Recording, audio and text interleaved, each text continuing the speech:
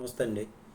YS Jaganmohan Reddy గారి car YCP కార్యకర్త చీలి లింగయ్య మీదుగా వెళ్ళింది అని ఎస్పీ గారు ఇప్పుడు నిర్ధారించి ప్రకటించారు.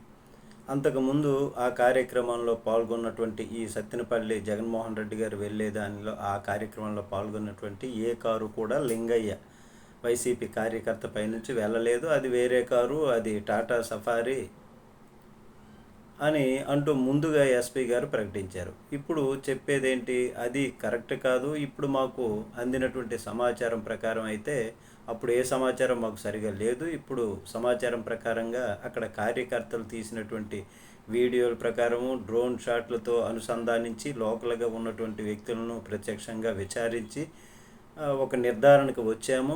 జగన్మోహన్ రెడ్డి గారు వెళుతున్నటువంటి కారు మాత్రమే అతన్ని తొక్కేసింది. అతను ప్రాణాపాయ స్థితిలో ఉంటే తనని హాస్పిటల్లో చేర్పించారు. ఆ తర్వాత తను చనిపోయినట్లుగా నిర్ధారించారు. ఆ తర్వాత ఆయన భార్య ఇచ్చినటువంటి ఫిర్యాదు మేరకు కొన్ని సెక్షన్లతో వారి మీద కేసు నమోదు చేశాము అన్నారు ఆయన.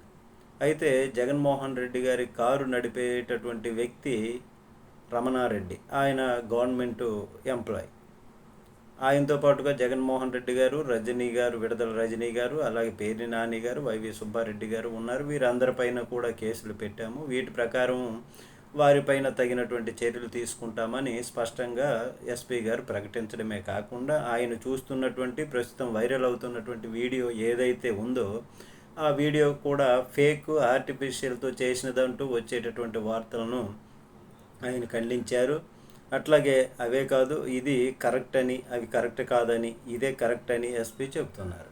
అయితే ఎస్పీ ప్రకటించినటువంటి విషయంలో వీళ్ళెవరు కూడా దాన్ని రోగ్ పార్టీ ఉంది, లేదంటే పైలట్ పార్టీ ఉందా ముందు అనేటటువంటి విషయాలు ఏవి కూడా అక్కడ ప్రస్తావనకు రాలేదు. ఎస్పీ గారు అయితే మాత్రం వీళ్ళందరిపైన తగు చర్యలు తీసుకుంటాము అని ఆయన ప్రకటించడం జరిగింది. కానీ ఒకటి ఇప్పుడు ప్రజలు అనుకుంటున్నటువంటిది ఏంటంటే, అక్కడే జగన్మోహన్ రెడ్డి గారికి వచ్చేటప్పుడు ఒక ప్రధాన ప్రతిపక్ష నాయకుడు, అయితే అట్లాంటి ఆయన వచ్చేటప్పుడు ప్రజాస్పందన ఉంటుంది కాబట్టి అక్కడ తగినటువంటి పోలీస్ ప్రొటెక్షను ఉంచితే ప్రాణం పోయి ఉండేది కాదు కదా, ఇది ఒక తప్పిదమే కదా అనేటటువంటి విధంగా కూడా ఇప్పుడు ప్రజలు భావిస్తున్నారు.